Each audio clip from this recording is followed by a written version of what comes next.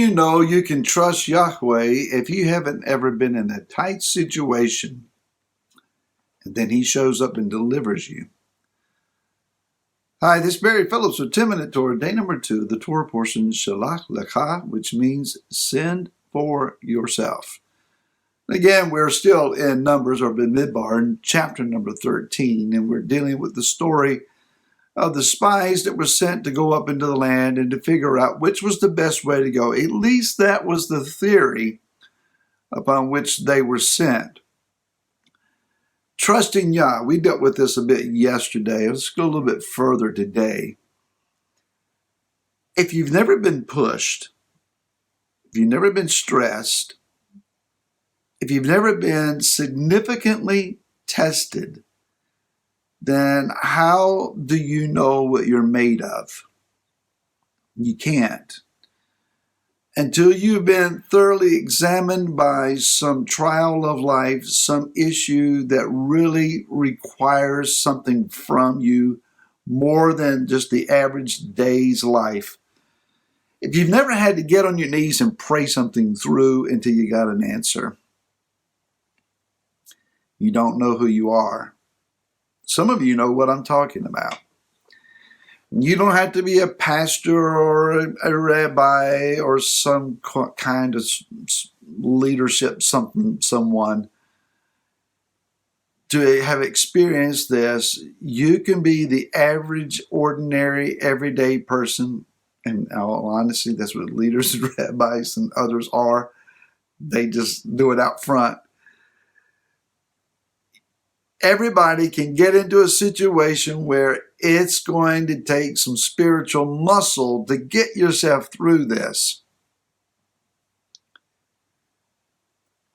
When your life has been turned upside down and you're looking for answers, you go to the people that you believe you can trust, people that you can count on.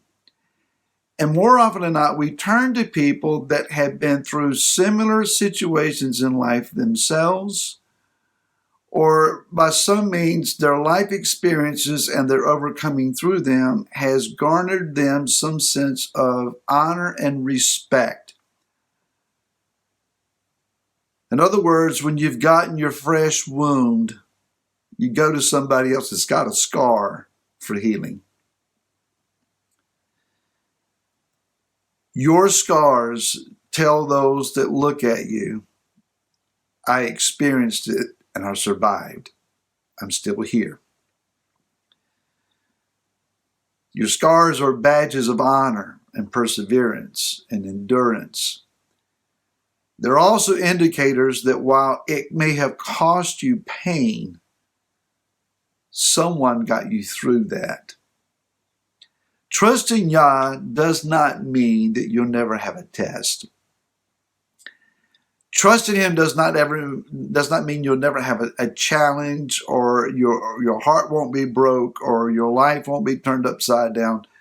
Trusting Him means that in the middle of things that human beings encounter because of the sin-laden world that we live in, because of the failures of man, the depravity of man, because this world is not the kingdom yet.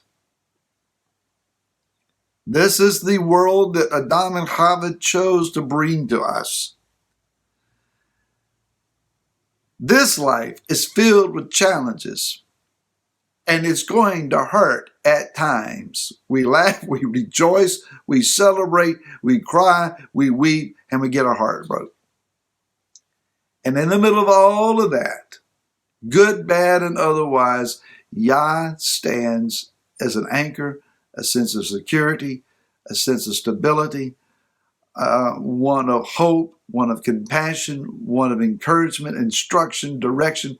The list goes on. Israel has, in their defense, if there is such a thing here, they, as we said yesterday, have accused Yah of being anti-Semitical toward them, hating us because of who we are. Let me just clarify, when I asked that question yesterday, no, Yah is not an anti-Semite. No, he is not. If anyone loves his people Israel, it is Yah who has created his people Israel. And anyone who is a follower of Yah, a disciple of Yeshua the Messiah, you love Israel. You love the people of Israel. You love our brother Yehuda in the land and elsewhere scattered around the world. You love them without question. You may not agree with them, not about agreeing.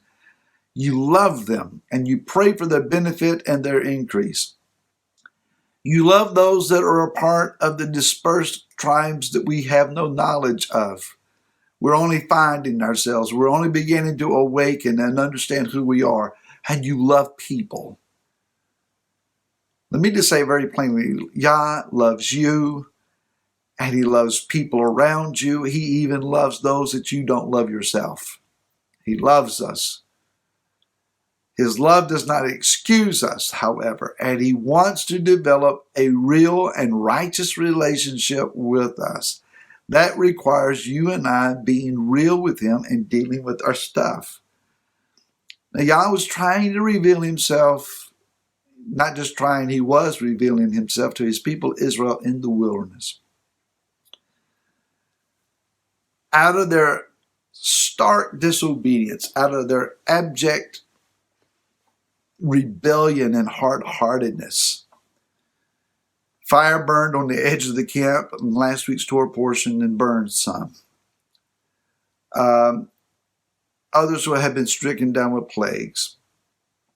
Miriam was stricken with leprosy or sarat. Yah was acting in short manner with them because they had every reason to trust him and they were not. In Luke chapter number 10, it says that Yeshua was sending out 70 men, 2 by 2, to go into the cities that he himself was about to go in and be a Yochanan the Immerser, John the Baptist, and go prepare the way, be a voice of Yeshua. Go heal the sick, raise them up, preach the word of the kingdom, tell them I'm coming. And he said, in verse 16, Luke 10:16, he who hears you hears me. He who rejects you rejects me, and he who rejects me rejects him who sent me. He also said, I'm sending you out as lambs into the midst of wolves. This is not going to be easy. He said, if you enter into a place and they accept you, let your favor and blessing come on it. He said, into whatever city you enter and they do not receive you, go out into its streets and say, even the dust of your city which clings to us, we wipe off against you, but know this, that the reign of Elohim has come near to you. And Yeshua said, and I say to you that it will be more tolerable or bearable for Sodom in that day than for that city. Yeshua was through playing around. The message of the kingdom was coming. Either you accept it or you don't. Yah was saying to his people of Israel in the wilderness, the land of milk and honey is right in front of you. Either you accept it and trust me to bring you into it or you don't. Now you figured out in your mind that you need to go spy the place out and calculate and determine by your own human wisdom and understanding how I'm going to do this, and you don't have a clue. You don't have to trust me. There are times that Yah has spoken to me and said, you're going to have to trust me. I didn't want to trust him. I wanted a miracle. I wanted fire from heaven. I wanted the earth to shake. I wanted a messenger from heaven to come and give me a word. I needed to be able to pray a prayer and fix it. And praying the prayer and fixing it didn't happen. Instead, in prayer, what I heard the Father say to me is, son, you're going to have to trust me. That meant, and I knew it, a process in front of me, a journey, a learning experience. I don't want another test. I want an A. I want a passing grade without the test. It doesn't happen that way. If you hear me today and you've been through it, and you're still in it, and you're hurting, the test doesn't endure forever. And the grade does come. And God does heal, and He does deliver, and He does help. Trust Him. That's what we're all trying to do. So as we're trusting, we'll see you again tomorrow. To this, shalom.